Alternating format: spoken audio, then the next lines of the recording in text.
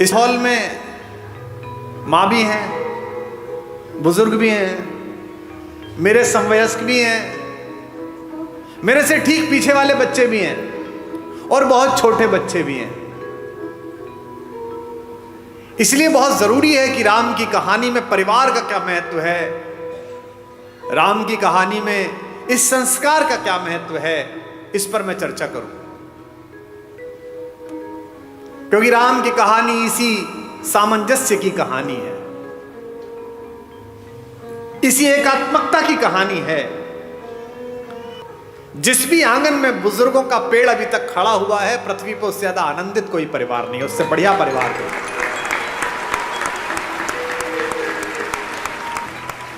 और परिवार को यह जानना जरूर है कि ये परिवार बचेंगे कैसे। परिवार में काम करने वाले लोग, साथ में व्यापार करने वाले लोग, गाड़ी चलाने वाला ड्राइवर, आपका माली, आपका मैनेजर, आपका कैशियर, इन पर भी लगाम रखनी है। क्योंकि अगली पंक्ति पर आप शायद सहमत होंगे तो मैं अपना वाचन, अपनी बात शुरू करूंगा। बहुत आवश्यक है कि इन पर भी लगाम हो, इन पर भी दृष्टि हो। क्योंकि राम की कहानी यही बताती है कि किसी एक महल में एक मंथरा निकल जाए तो कितना दुख पैदा हो सकता है, और किसी घर में एक राम निकल जाए तो कितना सुख पैदा हो सकता है।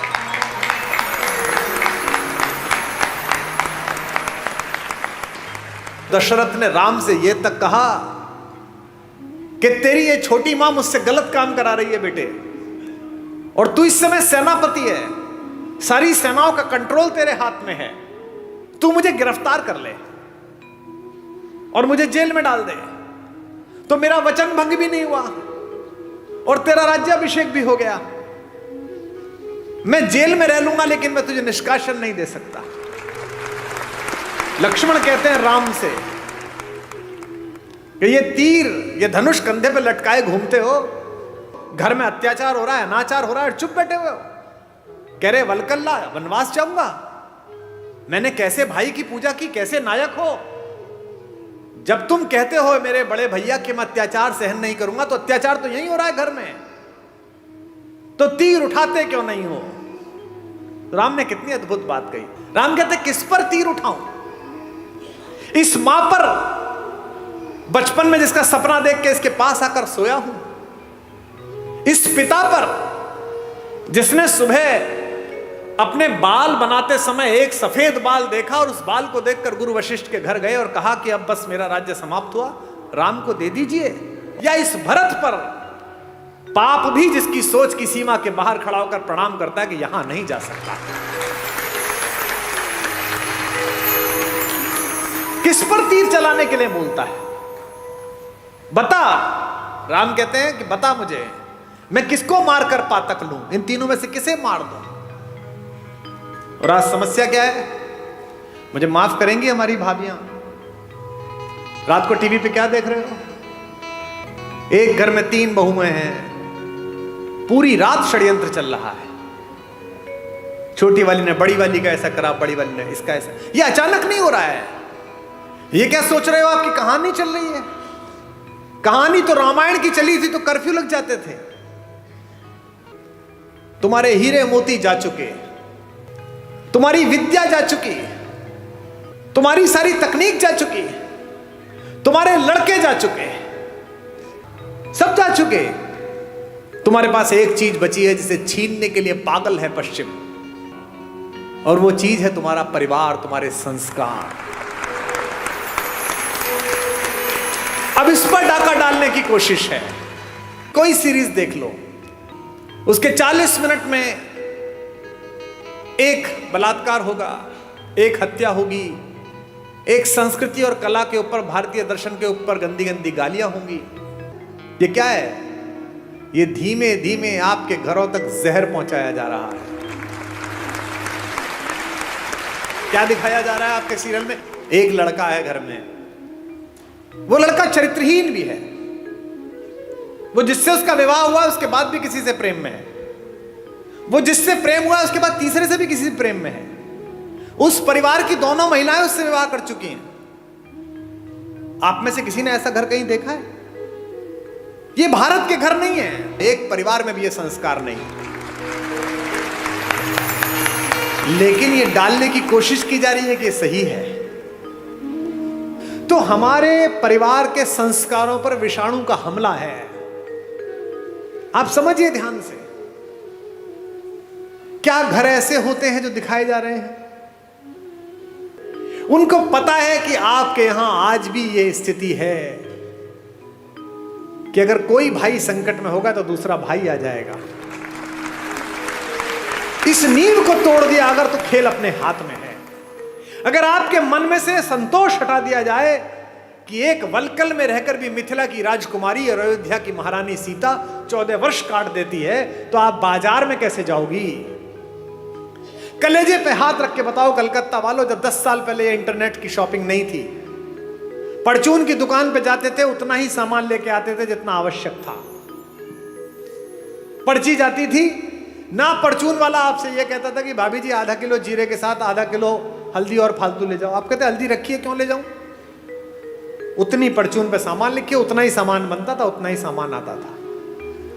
अब मॉल में जाते हो, बाजार सामने है, ये भी डाल दे, ये भी डाल दे, ये भी डाल दे, उसकी आवश्यकता नहीं है, फिर भी डाल दे।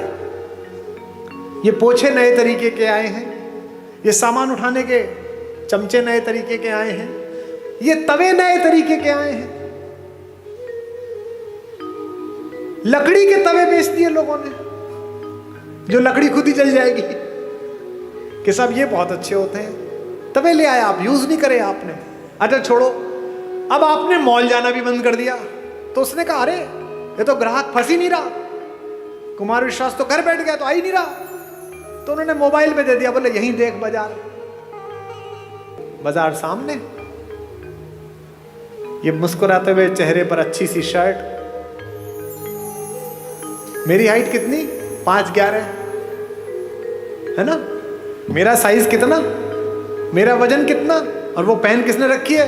6 फुट 1 इंच के जिम मारे हुए लड़के ने, फंसी हुई है शर्ट, बढ़िया लग रही है, 2 बटन खुले हुए हैं। कुमार विश्वास को लगा ये पहनने के बाद सनी देओल लगेगा, तो खट ले ली, 5000 रुपए की आई, टांग के देखी तो अच्छी नहीं लग रही, क्योंकि वो क्या था? माया मृग। वही सोने का हिरन है जिसके पीछे कुमार विश्वास तीर लेकर निकल लिए। बाजार में चुंबक का गुण भर दिया गया है और आदमी के शरीर और आत्मा को लोहे का बना दिया गया है। समझना कैसे है? एक लड़की अपने छोटे भाई को पीठ पे बांध के पहाड़ पे चढ़ रही थी। थोड़ी देर तक चढ़ी, फिर सांस फूलने लगा, फिर थोड़ा चढ़ी, फिर सांस फूलने लगा। ऊपर से लौटते हुए मवेशी चराने वाले मिल गए। उसने कहा कि इसको नीचे क्यों नहीं रख देती है, आ जाएगा, इतना भारी हो रहा है। उस लड़की ने कहा भारी? ये वजन नहीं है, ये मेरा भाई है।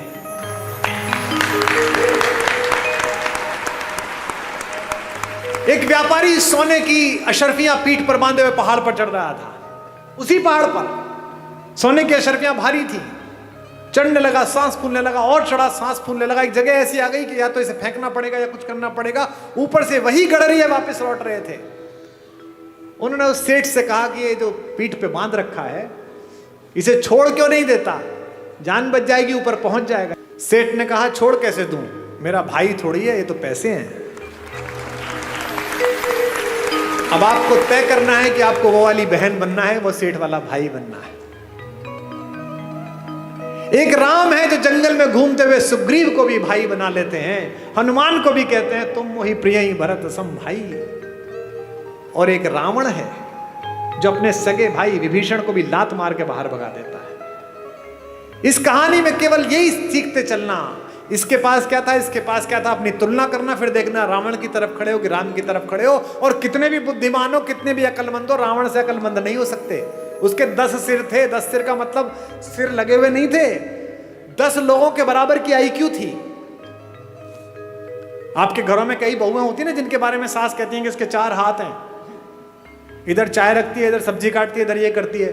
और कई बहुएं ऐसी होती है 2 हाथ होने के बाद भी एक भी नहीं होता। अलग अलग तरह की होती है। 4 हाथ का मतलब 4 हाथ थोड़ी है, 4 हाथ का मतलब खटाखट काम करती है, ऐसी बहू होती है। तो रावण के 10 सिर ऐसे नहीं थे कि लगे हुए थे जो उन्होंने रामलीला में दिखा दिए। रावण के पास 10 लोगों की आईक्यू थी। वो पुलस्त मुनि का नाती था। संस्कृत का और आयुर्वेद का और विमान शास्त्र का और रसायन विज्ञान का अद्भुत विद्यार्थी था। भगवान शंकर जिसके गुरु हों, जिसने शिव तांडव स्तोत्र जैसी बड़ी रचना को लिखा हो, वो उसको घर में घुस के एक तपस्वी ने मार दिया। क्यों? क्योंकि प्रवृत्ति की बात थी। प्राप्त और पर्याप्त के बीच का अंतर था। राम को त्रैलोक्य में सौंदर्य के पहले 5-10 नाम में आने वाली रावण की अनित्य सुंदरी बहन सूपनखा प्रस्ताव देती है कि जंगल है, कौन देखेगा, मुझसे प्रेम कर ले, विवाह कर ले, और ये तो वैसे भी बिना मां बाप के तेरे साथ आई है, तो सब निभा लेगी। राम कहते हैं माता मेरा विवाह हो चुका। लक्ष्मण से कहती है, लक्ष्मण भी यही करते हैं। गुस्से में सीता को हानि पहुंचाने की कोशिश करती है और ऐसे में अस्त्र उठता है और उसकी नाक पर चोट लग जाती है, जो रावण के गुस्से का कारण बनी है। ये राम है जो जंगल में भी मिले हुए इस अश्लील, अशालीन, असंस्कारी, अपारिवारिक अवसर को ठुकरा देते हैं।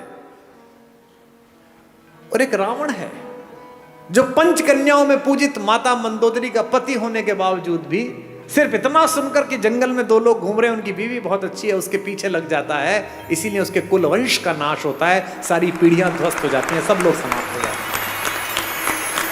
मैं केवल ये सोचता हूं कि अगर मेरे बोलने से 10 लोग, 20 लोग, 50 लोग, 100 लोग भी गुणात्मक परिवर्तन जीवन में हो जाए तो बढ़िया बात हो जाएगी। एक सज्जन ने मुझे चिट्ठी लिख कर दी, ऐसे ही जैसे ये चिट्ठी आई है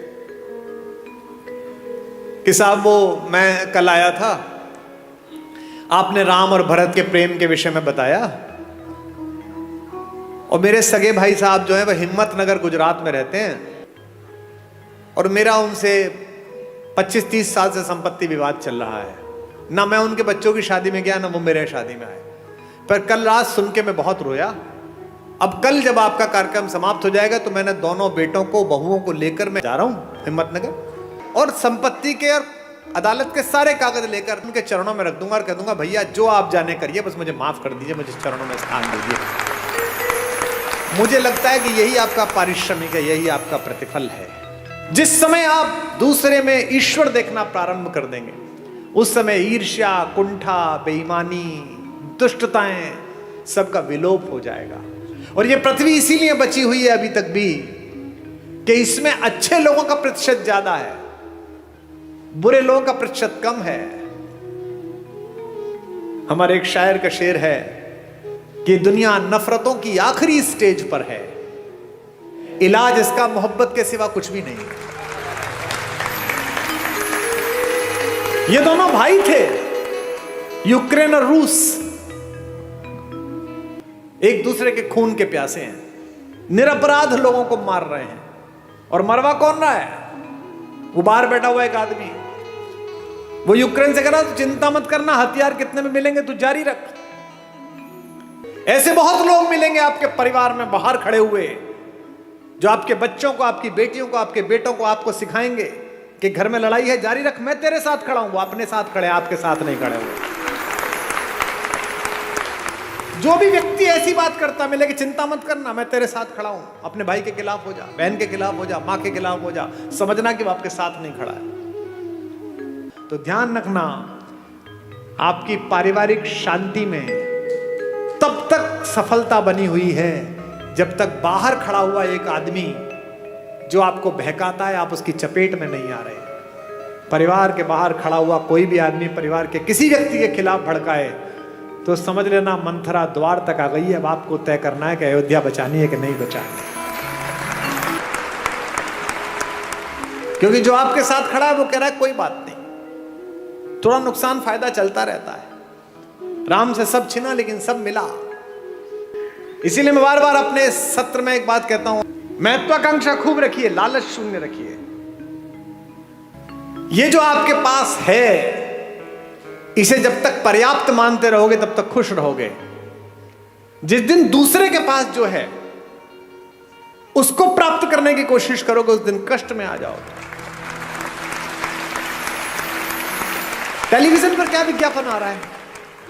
ये दो भाई बहन बैठे हैं, ये एक मामा जी बैठे, एक माता बैठी है। इनमें प्रेम की क्या कमी है भैया? 2 शताब्दी से ज्यादा का प्रेम है दोनों का एक दूसरे से, भैया बहन का। हमको क्या सिखाया जा रहा है? रक्षाबंधन से 5 दिन पहले एक डायमंड की कंपनी आती है, वो कहती है इस रक्षाबंधन बहन को ये हीरा दे दो। हमको क्या सिखाया जा रहा है करवा चौथ पर? ये डायमंड दे दो। यहां तक कि घर में हम कौन सा कुकर खरीदें, इस पर भी प्रेम। जो बीवी से करे प्यार, वो इस फला कुकर से कैसे करें इनकार?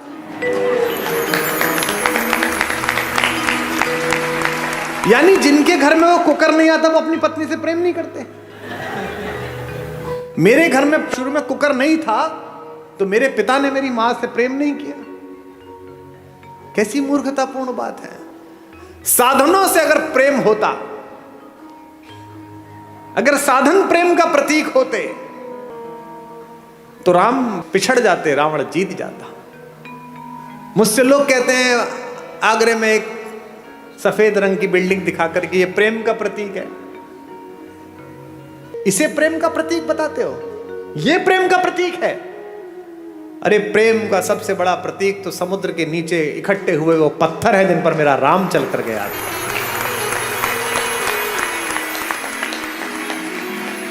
राम ने कहा ऐसी की तैसी इस पर्वत की, ऐसी की तैसी इस समुद्र की। अगर मेरी प्रेमिका मेरी पत्नी के बीच में कोई आया है तो 7 समंदर पार छुपाओ, उसके घर में जाके मारूंगा। ये प्रेम है, इसे प्यार कहते हैं। प्रेम साधन पर कैसे निर्भर हो गया? महिलाएं एक दूसरे से पूछती हैं इस बार करवा चौथ पे क्या दिलाया, इस बार एनिवर्सरी पे क्या दिलाया। नहीं, उपहार देने चाहिए, लेने चाहिए, अच्छी बात है, पर इससे प्रेम कैसे जस्टिफाई हो रहा है? कोई ज्योतिषी बता सकता है कि इस वाली शादी में इतने कैरेट का हीरा दे दो, इसके बाद तलाक नहीं होगा? बता सकता है? नहीं बता सकता। लेकिन अगर माओ ने बेटियों में संस्कार डाले हों कि जिस घर जा रही हो उस घर में जो मां है वो भी मां ही है, अगर पिताओं ने पुत्रों में संस्कार डाले हों कि जिसकी बेटी इस घर में आ रही है उसका उतना ही अधिकार है जितना तेरा इस घर पर अधिकार है, तो हीरे की जरूरत ही नहीं है, घर ही अयोध्या बन जाएगा। अनुभव की मान्यता है। जिन परिवारों में अनुभव का सम्मान नहीं है उन परिवारों में प्रगति नहीं है। दिस इज माई लाइफ कहने वाले जो लोग हैं ना, जो छोटे बच्चे हैं, उनको ये जानना चाहिए कि अनुभव के सम्मान से ही बहुत सारी चीजें आती हैं। अनुभव से ही अगर सारे वानर युवा होते और एक जामवंत ना होता तो राम सीता तक पहुंच जाते। सब तो समुद्र के किनारे खड़े होकर ये सोच रहे थे यार मैं 40 किलोमीटर जा सकता हूं, मैं 5 किलोमीटर जा सकता हूं, कूद चेक कर रहे थे। जामवंत थे, उन्हें पता था कि ये हनुमान जा सकता है, लेकिन ये भूल गया है, इसको शाप मिला है। लेकिन कोई याद दिलाएगा तो याद आ जाएगा। तो हनुमान के कंधे पर हाथ रखकर बुजुर्ग जामवंत ने क्या कहा? का चुप साध रहे बलवाना, तू क्या चुप बैठा हुआ है, तू तो पार कर ही सकता है। और हनुमान ने मार दी उछाल और चले गए परली पार। इसलिए हर घर में एक जामवंत जरूरी है, एक बुजुर्ग जरूरी है कि जब तुम थक जाओ तो तुम्हारे कंधे पर हाथ रखकर कह सके क्या चिंता करता है बेटा, मार उछाल। एक जामवंत सबके घर में जरूरी है। और हम इन जामवंतों को सोचते हैं कि ये तो बूढ़े हो गए, ये क्या बताएंगे। मेरे पिता 86 वर्ष के हैं, वो फोन करते हैं तो मैं बिल्कुल एकदम सतर्क होकर उनसे बात करता हूं। उनका नाम भी सेव कर रखा है, रॉयल टाइगर। तुरंत डर के फोन उठाते हैं। मेरी बेटियां हंसती हैं कि बोलो, बहुत बड़े ज्ञानी बनते हो, किसी को कुछ भी समझते नहीं हो। अब देखो, मैं जानता हूं 87 वर्ष का एक बुजुर्ग आदमी मेरा कुछ नहीं बिगाड़ सकता अगर मैं अभद्रता करूं, वो भी जानते हैं। लेकिन मैं उनके आदर के अतिरिक्त मेरा लोभ ये भी है कि मेरी बेटियां ये सीख जाएं, ताकि मैं जब 87 वर्ष का हूं तो मेरी बात को वो गंभीरता से सुने कि बाप का फोन आया। यदि चाहते हो कि तुम्हारा बेटा तुम्हारा आदर करे तो अपने पिता का आदर करना शुरू कर दो। यदि चाहते हो कि तुम्हारे बेटियां दूसरे घरों में जो गई हैं उनको स्नेह मिले तो अपनी बहुओं को स्नेह देना शुरू कर दो। यह संभव नहीं है कि तुम दूसरे की बेटी को स्नेह नहीं दोगे और अपनी बेटी के लिए स्नेह का मांग करोगे। यह सब वाइस वर्सा है, यह भी ईश्वर ने तय किया है। और शेष रघुनाथ पर छोड़ दो, शेष भगवान पर छोड़ दो, क्योंकि अगर वो साथ हैं तो फिर किस बात की चिंता।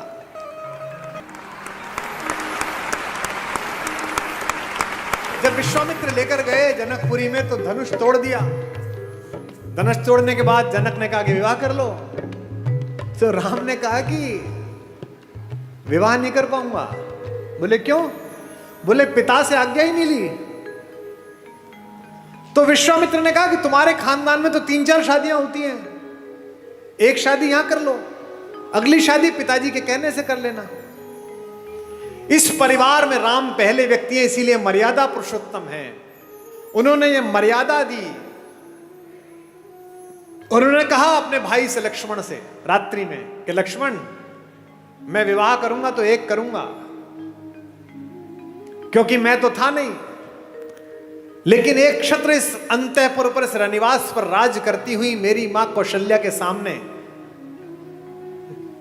जब दूसरी मां आई होंगी तो निश्चित रूप से मां को थोड़ा कष्ट तो हुआ होगा, और इन दोनों माओं के सम्मुख जब तीसरी मां आई होगी तो इन दोनों माओं को कष्ट हुआ होगा।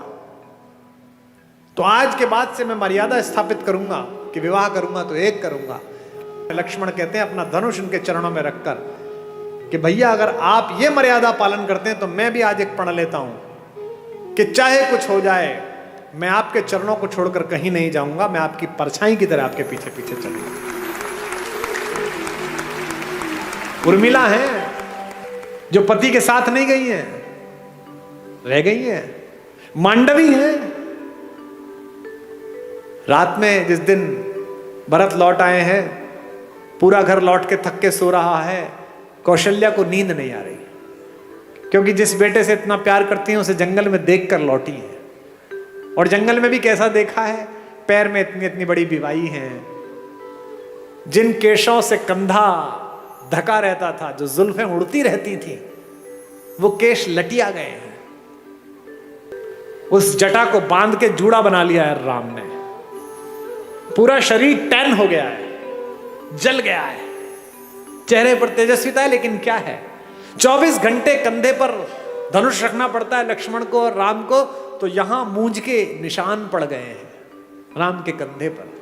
बेटे को इस सांसारिक कष्ट में देखकर बेचैन है कौशल्या, सो नहीं पा रही हैं, क्योंकि माएं ही हैं जो एक कष्ट पहचान लेती हैं। गूगल आर्टिफिशियल इंटेलिजेंस बना रहा है, आईफोन आजकल आपकी बात समझ लेता है। एक चीज पसंद कर दो, कोई साड़ी, कोई टेबल, कोई फोन, 71 विज्ञापन आ जाते हैं। किसी शहर में कमरा ढूंढ लो, 50 विज्ञापन आ जाते हैं। किसी दोस्त को लिख के भेज दो कि okay I am coming, just prepare a wonderful coffee, तो जिस शहर में उतरो कॉफी का ऐड आ जाता है कि बगल में है, पी ले जाके। इसे आर्टिफिशियल इंटेलिजेंस कहते हैं। दुनिया का सबसे बड़ा आर्टिफिशियल इंटेलिजेंस मां में बनाया गया है। आप खाना खाने बैठते हैं, आप कुछ बोलते नहीं हैं, पहला कौर अंदर जाता है मुंह में, और मां नमक की शीशी आगे कर देती है देख के कि नमक शायद कम पड़ा है, इसे पसंद नहीं है। इसे आर्टिफिशियल इंटेलिजेंस। तो कौशल्या जगी हुई है। कौशल्या देखती है कि ऊपर रनिवास में कोई लड़की घूम रही है। कहती कौन है इस समय जो हमारे एनक्रोचमेंट में हमारी जगह पर घूम रही है, दासी तो हो नहीं सकती।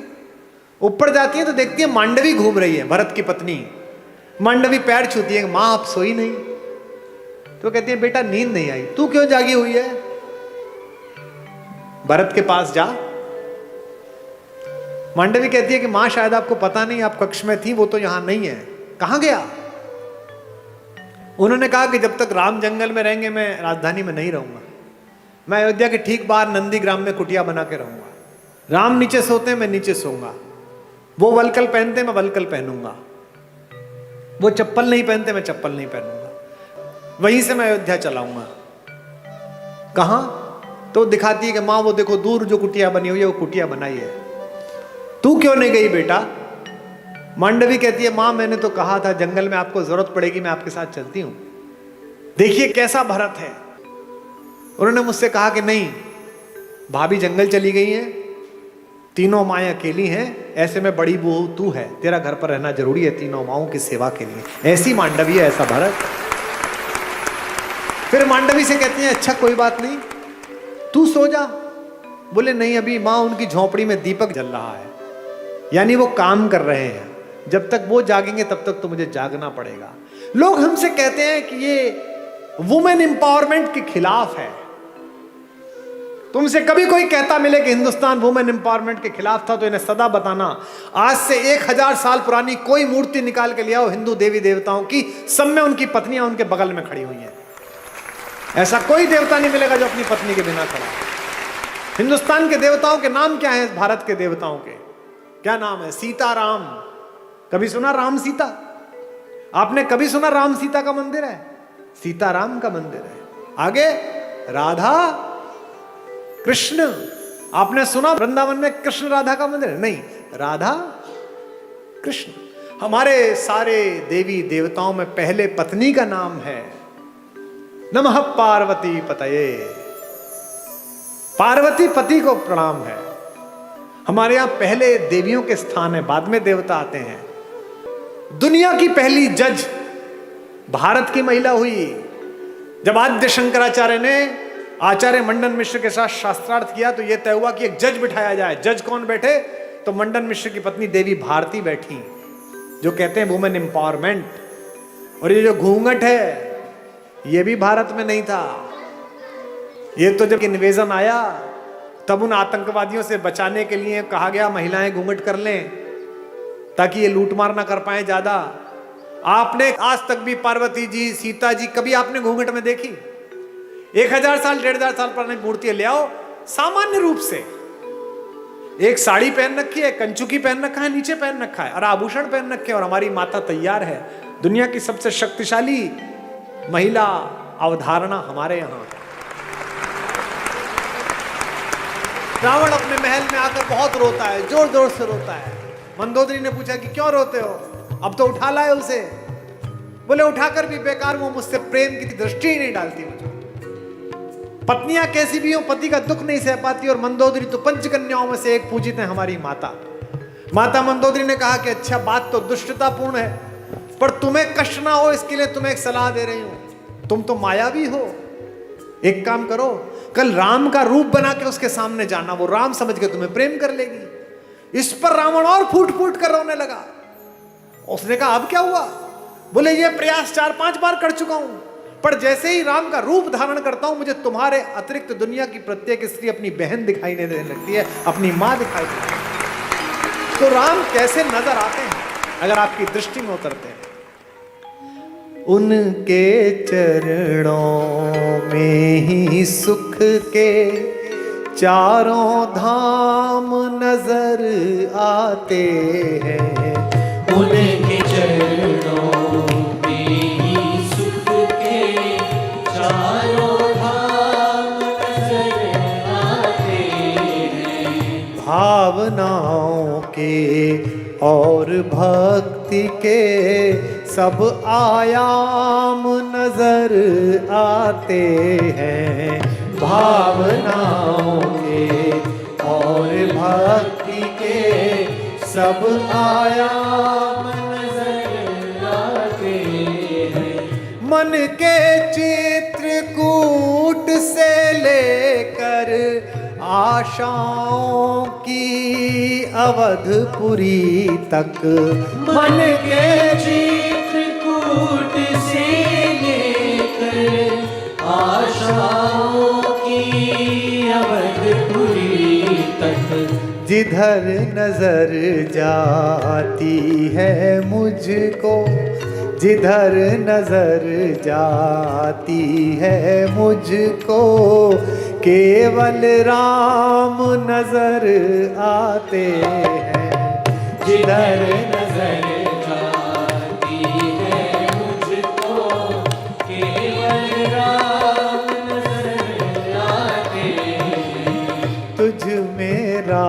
राम नजर आते हैं, तुझ में राम नजर आते हैं, तुझ में राम नजर आते हैं, तुझ में राम नजर आते हैं।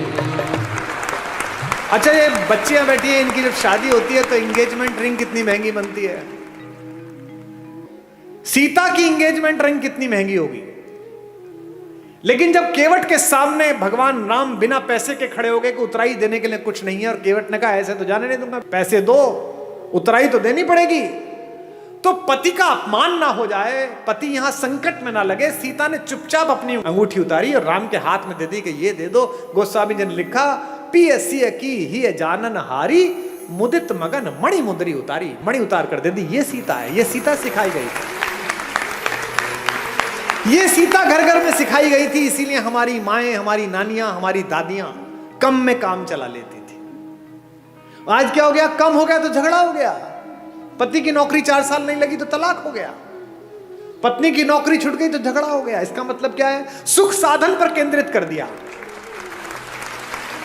और यहां बैठे हुए धनी लोगों, सुख साधन में है ही नहीं। तुम्हारे ऑफिस में जो 15,000 रुपए में बाहर खड़े होकर सफाई करता है लड़का, जो तुम्हारी गाड़ी पर पोछा मारता है, किसी दिन कलकत्ता में आसमान में हल्की बारिश होती है, साइकिल से वापस जाता हुआ बाजार से पाव भर बेसन खरीदता है, पाव भर प्याज खरीदता है, आलू खरीदता है, एक छोटी सी बोतल में 200 मिलीलीटर तेल सरसों का लेता है और पत्नी से कहता है मौसम बहुत अच्छा रहा, पकौड़े बना ले। वो स्टोव पे पकौड़े बनाती है, दोनों बाहर बैठकर खाते हैं और शाम को सोते हुए कहता है यार क्या शाम बीती है, भगवान का धन्यवाद, क्या अच्छा मौसम है, क्या बढ़िया हो। और तुम पेरिस जाकर भी सुखी नहीं हो, तुम लंदन की ऑक्सफोर्ड स्ट्रीट पे शॉपिंग करते हुए खुश नहीं हो, क्योंकि तुम डेपुटेशन पे दुख को भेज रहे हो। दुख हो गया है थोड़ी मार्केटिंग कर लूं शायद कम हो जाएगा, दुख हो गया है थोड़ा मेकअप करके एक सेल्फी ले लूं शायद कम हो जाएगा। ये जो फेसबुक पर, ट्विटर पर, इंस्टाग्राम पर बहुत हंसते मुस्कुराते चेहरे हैं, इनमें से अधिकांश की जड़ें खोखली हैं। इसीलिए ये आत्महत्या करते हैं, इसीलिए ड्रग्स में गए हैं, इसीलिए शराब में गए हैं। ये राम की कहानी आपकी जड़ों की आत्मा में यूरिया का काम करती है, आध्यात्मिकता का।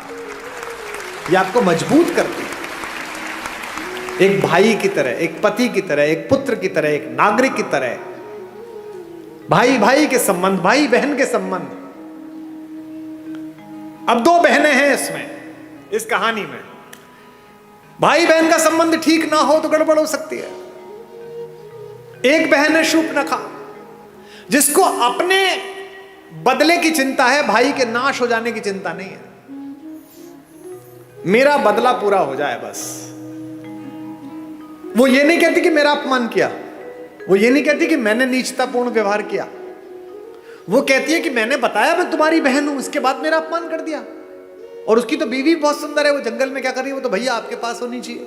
ऐसी बहन देखी है कोई जो अपनी भाभी के रहते बाहर की किसी औरत का वर्णन करे कि इससे अपना लो? इसका मतलब वो बहन ही दुष्ट है, उसने अपने भाई का नाश करा दिया। एक सीता है, सीता का भी एक भाई है, आपको पता है? जब अशोक वाटिका में माता बैठी हुई है तो रावण आता है उनसे मिलने, रोज आता है, कहता है मेरा प्रणय प्रस्ताव स्वीकार कर ले।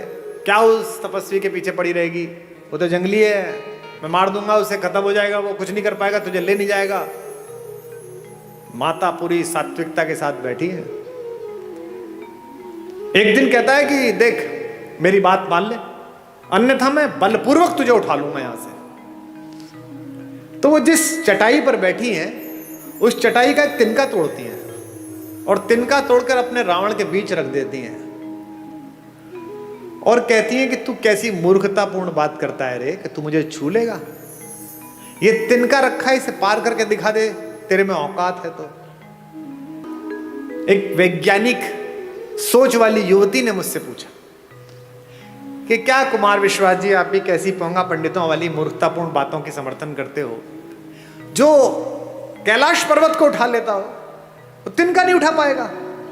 ऐसा क्या सीता में मनोबल आ गया तिनके को देख? अब मैं जो बात कह रहा हूं उसको बहनें सुने। एक लड़की अपने पति के साथ भी इतना सुरक्षित अनुभव नहीं करती इतना भाई के साथ करती है। क्यों? सीता भूमि से पैदा हुई है। सीता का नाम है भूमिजा और तिनका भूमि से पैदा हुआ है। संस्कृत में उसे कहते हैं भूमिज।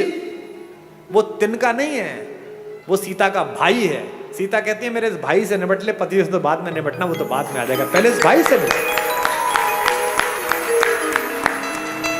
एक तृण धरकर कहती है, उसकी ओट में बैठकर कहती है वैदेही, तृण धरि ओट कहत वैदेही, तृण धरि ओट कहत वैदेही, सुमिर अवधपति परम स्नेही, तृण धरि ओट कहत वैदेही, सुनिर अवधपति एक बात आपको बता दूं मैं, जिस दिन आपको अपने पिता की बेटी से अपनी बेटी ज्यादा अच्छी लगने लगे, उस दिन समझ लेना कि अमंगल की तीर्थ यात्रा प्रारंभ हो गई है। क्योंकि पहला संबंध तो पृथ्वी पर आपका उसी से है जो एक कोख से पैदा हुआ है। ये जो भैया दूज पर और राखी पर बहनें राखी बांधने आती हैं, हम क्या समझते हैं कि ये एक त्योहार मनाने आती हैं? नहीं, ये उस भाई में अपने माता पिता का मंगल ढूंढती हैं। ये जानती है कि मेरा भाई ठीक रहा तो मेरे माँ बाप का बुढ़ापा ठीक कटेगा, ये समृद्ध रहा, ये शक्तिशाली रहा तो अच्छा हो जाएगा, और उसी के आशीर्वाद से तुम्हारा स्वास्थ्य चलता है। इसीलिए उस तिनके की ओट पर बैठी हुई सीता जानती हैं कि जब तक ये तिनका है, जब तक ये मेरा भाई है, चाहे कैसा भी हो, तिनके से ज्यादा गरीब बेचारा कौन होगा? तिनका तो बहुत ही गरीब भाई है, लेकिन फिर भी वो जानते हैं कि ये रक्षा करेगा। इसलिए इस पूरे पारिवारिक प्रतिष्ठान में, राम कथा में, एक एक प्रतीक शास्त्र ऐसा है जो आपको आपके पारिवारिक मूल्यों के साथ जिंदा रख सकता है।